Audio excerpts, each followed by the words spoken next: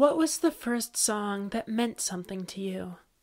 Was it something on the radio when you were driving late at night? Was it a lullaby your parents sang when you were still in your crib? Or was it something that you had listened to a dozen times before, but never truly understood until you lost someone near to you? Think about that song. Think about it and cherish it. You're listening to Nimu's Bar.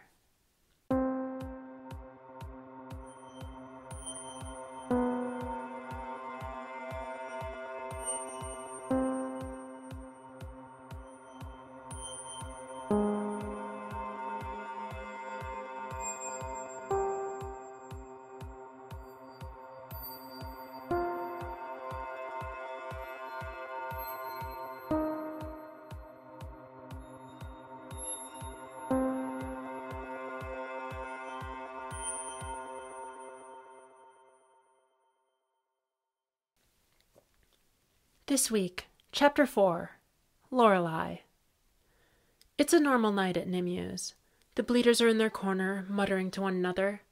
A rowdy group of shifters is having a boisterous conversation about the most recent football game that took place outside of the grotto. Dirk is somehow simultaneously soothingly talking down a belligerent drunk and flirting with a man with no head. Kaya is cleaning the toilets. In all the time Kaya has worked here, Nimu has not asked her to clean the toilets. But then again, Nimu has never asked anyone to clean the toilets, a fact which Kaya finds slightly disturbing. Kaya is almost finished when she feels it. A tugging deep inside her chest to the right of where her heart is. She carefully puts down the marker she was using to scrawl, "Kaya Sommers was here," on the stall door, and opens the driftwood door leading out of the bathroom. Everybody has put down their drinks and stopped their conversation, and is staring blankly at the ceiling or clutching at their chests. The bleeders have stopped whispering and are frozen like fanged statues. The painted eyes on the walls are glowing faintly, and the air seems to have turned to pudding. The TV in the corner, previously showing reruns of a game show, now displays nothing but static. Kaya manages to make it over to the bar before collapsing in the stool next to Dirk, who has his hands on the bar and is breathing heavily. He offers her his hand, and she wordlessly takes it. Then the singing begins. Everyone hears the voice of Lorelai differently. For Kaya, it sounds like the voice of an opera singer she heard when she was only 5, and her foster mother had forced her to go and listen. Even though she hated every minute of it, she had sat through the entire thing, ensnared by the voice of the female lead. Here, the voice cuts right through her, leaving her raw and gasping. It carries the same weight that the voice of the opera singer did. You must stay. You must stay. You must stay. Unlike those born in the grotto, Kaya had not grown up with Lorelai's voice. Like all of those who were once human, the first time she heard it was just before she entered the grotto, and she vividly remembers her first time. She remembers shivering in a parking lot, desperately searching for her heartbeat, and trying to find the source of the blood covering her dress. Then she hears the voice. It was so much stronger then, and she curled up into a ball, mewling and sobbing with no control over her own muscles. The next thing she knows, she is lying in the middle of a deserted street, surrounded by strange, unfamiliar buildings. "Hello there, child," a voice sounds, and it is the voice. "Are you lost?" Kaya looks up into the face of a slender woman in a pale green dress.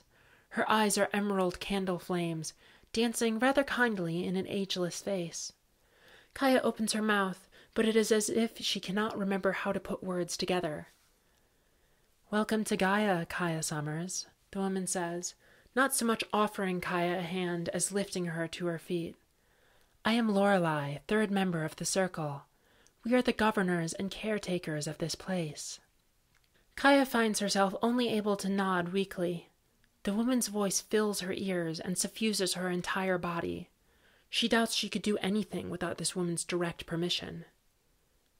Gaia, or the grotto, as some affectionately know it, is the garden in which those of extra-normal persuasion can flourish, away from the world of mortals. Here you can be accepted for what you are. You would like that, wouldn't you? Kaya nods again. Nothing else exists for her outside of Lorelai's voice. Lorelai smiles widely. Excellent. Now, there are only 2 rules here. The first is that the word of the circle is absolute law, and no transgressions are tolerated. Not that you would ever disobey us. Kaya shakes her head. The very idea is absurd. The second is that you must never leave. Gaia exists for the protection of mortals, as well as for the protection of our various species. In order for both to survive, we must remain separate.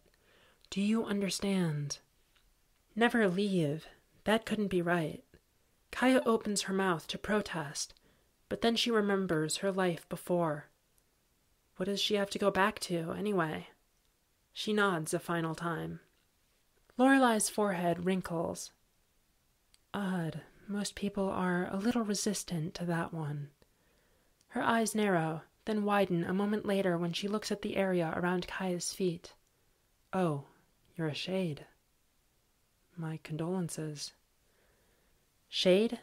Kaya says, finally managing to find her voice. Oh, sweetie, Lorelai says sadly. You're going to have a tough time of things. A shade is... Well, have you tried talking to anyone you used to know? None of them remember me, Kaya says. Even in this odd brain fog, this thought gives her pause. Lorelai nods. A shade is formed when someone dies and... Actually, it doesn't matter. You'll find out soon enough. Despite dying, you return stronger than you were. But it's a cursed life. Nearly everyone will forget you exist as soon as you leave their presence, and the touch of daylight spells painful death. She pauses, then nods as if coming to a decision.